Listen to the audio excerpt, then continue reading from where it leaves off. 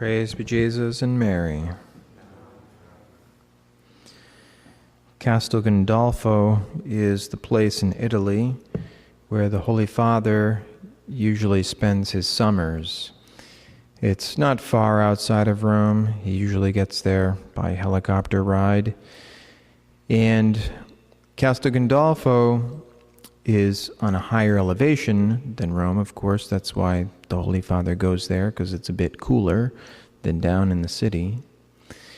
And Castel Gandolfo sits right on the shores of Lake Albano.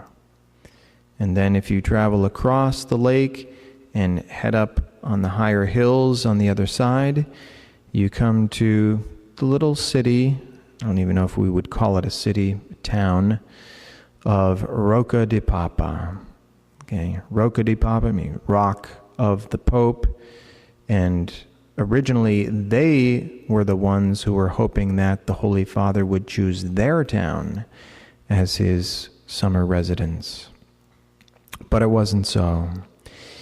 In any case, Rocca di Papa is a beautiful little town. It looks like your traditional Christmas creche. In fact, some of the people who live there, when you ask them, which part of the town do you live in? They'll say, I live up in the creche. And that means up in the city where the buildings are very close, the streets are super narrow, you can practically shake your neighbor's hand from outside your window, and all of that. And so it's a steep town with very narrow, winding roads. Now, back in the 1800s, before there were cars, people went up these steep, winding roads with their horse-drawn carriages, and they came down them in their horse-drawn carriages.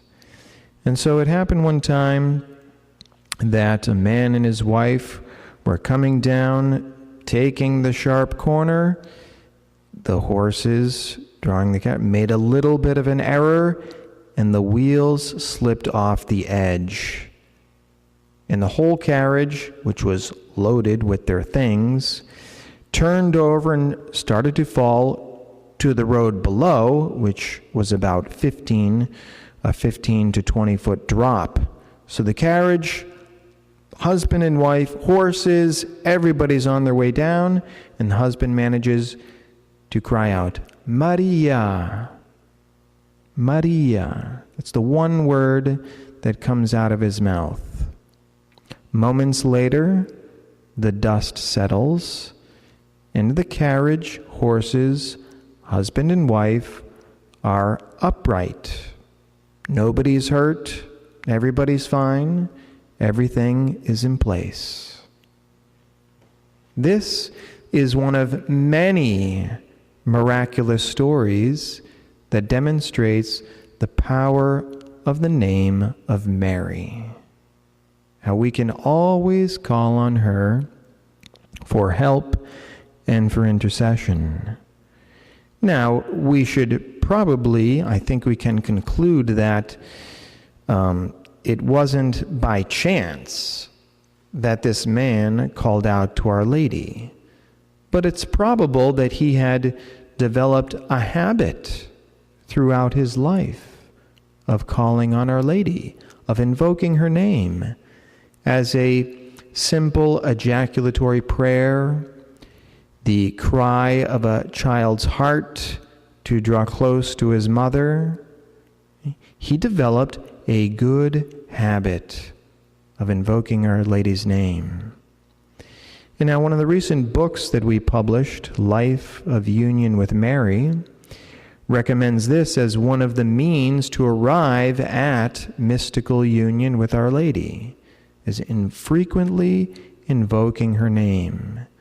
And the author mentions how it should be done slowly, with attention, with all of our heart, really with all of our being, saying Our Lady's name. Throughout the day, start off gradually, just a few times here and there, and then it will become second nature. And so all of our work throughout the day, our meeting with other people, Our prayer, of course, will all be done in Our Lady's presence, in union with her. And then, should we find ourselves unexpectedly in some grave difficulty, it will be second nature to call on her, Maria. And we can expect great graces and great help from our Heavenly Mother. In the name of the Father, and of the Son, and of the Holy Spirit. Amen.